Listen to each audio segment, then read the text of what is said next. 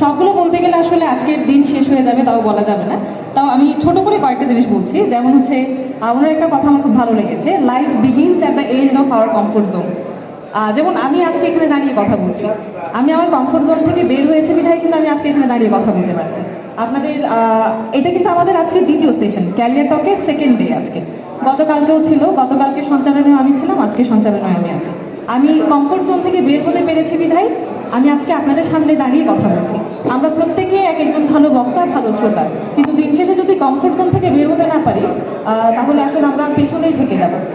আরেকটা জিনিস হচ্ছে আমাদের ডিসিপ্লিন হতে হবে, and most important, think out of the box. আমরা যদি আউট অফ দ্য বক্স চিন্তা না করি, আমরা যদি যেমন কক্সবাজার একটা ছোট জায়গা, মফস্বল শহর, আমাদের চিন্তাধারা যদি কক্সবাজার ওরিয়েন্টেড হয়, দিন শেষে আমরা বাইরের চিন্তা করতে পারবো না, আমাদের গ্লোবালি চিন্তা করতে হবে, যেটা উনি বলেছেন। আপনাদের সবাইকে আমি ধন্যবাদ জ্ঞাপন করছি। আজকের অনেকেই দেখা যাচ্ছে গতকালকে সেমিনারেও ছিলেন, আজকে সেমিনারেও আছেন। আপনাদের সকলকে আন্তরিকভাবে ধন্যবাদ জ্ঞাপন করছি মনোযোগ সহকারে এতক্ষণ সাথে থাকার জন্য, এবং আপনারা যে স্বতঃস্ফূর্ত ছিলেন সেটা আপনাদের প্রশ্নোত্তর পর্ব, আপনাদের স্বতঃস্ফূর্ত অংশগ্রহণ দেখে আমরা সকলেই আনন্দিত। আপনাদের সকলকে ধন্যবাদ। এবং ধন্যবাদ দিব হচ্ছে আমাদের international labour organisation ILO, UNDP, A2I, জেলা কক্সবাজার জেলা প্রশাসক, ব্র্যাক, এবং হচ্ছে বিশেষ ধন্যবাদ দিব এনরোড ফাউন্ডেশনকে এত সুন্দর একটা ইনিশিয়েটিভ নেওয়ার জন্য। কক্সবাজারের মফস্বল শহরে আমাদের জন্য যে একটা ক্যারিয়ার টক সেমিনার হতে পারে, এই ধরনের সুচিন্তা তারা করেছে। আমাদের সেমিনারের সেশনটা আজকে এখানেই শেষ। আমি আপনাদের সকলকে আন্তরিকভাবে আবারও ধন্যবাদ জ্ঞাপন করছি এতক্ষণ সাথে থাকার জন্য। আমাদের সম্মানিত অতিথিবৃন্দকে আমি অনুরোধ করছি আসার জন্য, আমরা কাইন্ডলি একটা গ্রুপ ফটো যদি তুলতে পারি।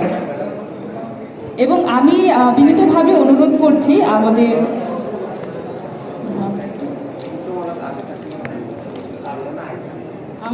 সরোয়ার স্যারকে মঞ্চে আসার জন্য।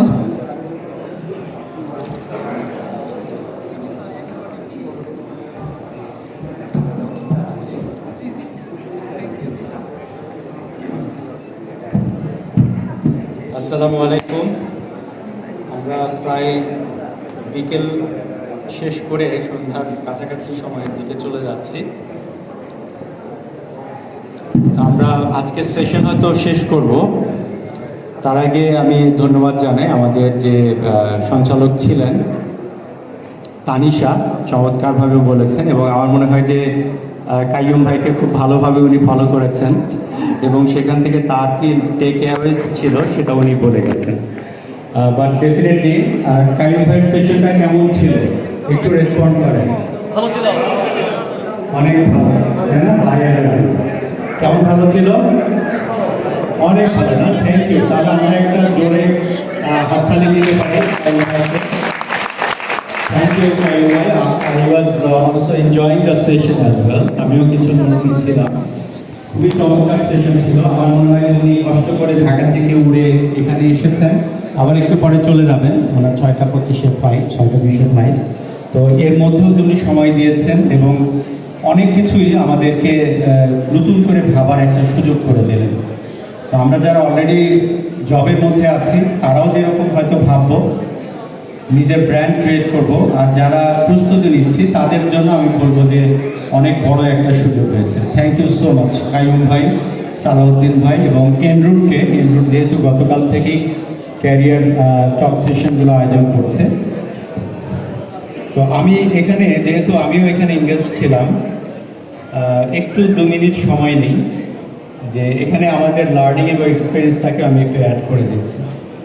যেহেতু ইতোমধ্যে আমাকে হাবিব একটা তথ্য দিলেন, মোট 14টা 53 সিভি পেয়েছি আপনাদের কাছ থেকে। থ্যাংক ইউ সো মাচ যারা এই সিভিগুলো ড্রপ করেছেন বিভিন্ন আমাদের ইন্ডাস্ট্রি পার্টনারদের কাছে, এবং তারা নিশ্চয়ই এগুলো রিভিউ করবেন এবং আবার আপনাদের অনেকেই হয়তো শুভ সংবাদ দেবেন আশা করছি।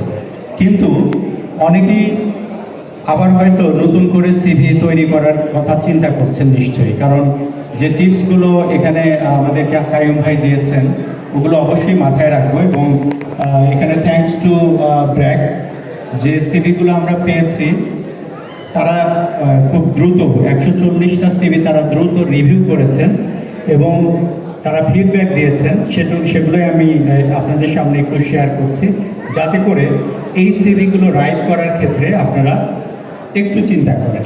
তাহলেই কিন্তু আমাদের একটু আগের যে ক্যারিয়ার টক সেশনটা ছিল এটা ফ্রুটফুল হবে। 3টা ফিডব্যাক এসেছে। নাম্বার 1 হচ্ছে সিভির ফরম্যাটটা ঠিক ছিল না, তাই না? যেহেতু এখন টেকনোলজির যুগ, লাস্টে যে বিষয়টা নিয়ে কথা হচ্ছিল টেকনোলজির একটু সহযোগিতা নিয়ে আমরা যদি দেখি যে how to write a good CV, যেটা আসলে আমার এমপ্লয়ারকে অ্যাট্রাক্ট করবে, কি লিখলে খুব অ্যাট্রাক্টিভ হবে, আকর্ষণীয় হবে, অ্যাট্রাকশন ধরে রাখতে পারবে, এই ফরম্যাটটা আমরা দেখি। আমার মনে হয় যে আগে যদি এটা পেতাম, কায়ুম ভাই হয়তো একটা ফরম্যাটও আমাদেরকে সাজেস্ট করতেন, বাট যদি স্টিল অপরচুনিটি থাকে কায়ুম ভাই সেটা বলতে পারেন। সেকেন্ড যে বিষয়টা সেটা হচ্ছে যে আপনারা জানেন একটা সিভিতে আমরা দেখি যে ক্যারিয়ার অবজেক্টিভস কিংবা অবজেক্টিভ লিখি, এটাও ঠিক ছিল না।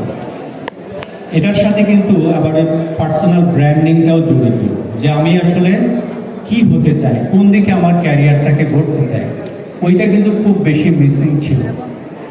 তো এই ব্র্যান্ডিংয়ের জন্য কিন্তু একদিকে হলো নেটওয়ার্কিং, সেই সাথে আপনি কিভাবে নিজেকে প্রেজেন্ট করতে চাচ্ছেন সেটাও খুব জরুরি।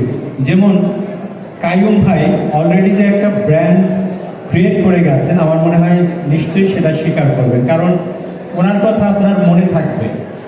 That is networking. এই যে আপনারা এসেছেন, ওনার সাথে ইন্টারাকশন হলো, এই নেটওয়ার্কিংটা কিন্তু ওনাকে মনে রাখতে সহযোগিতা করবে।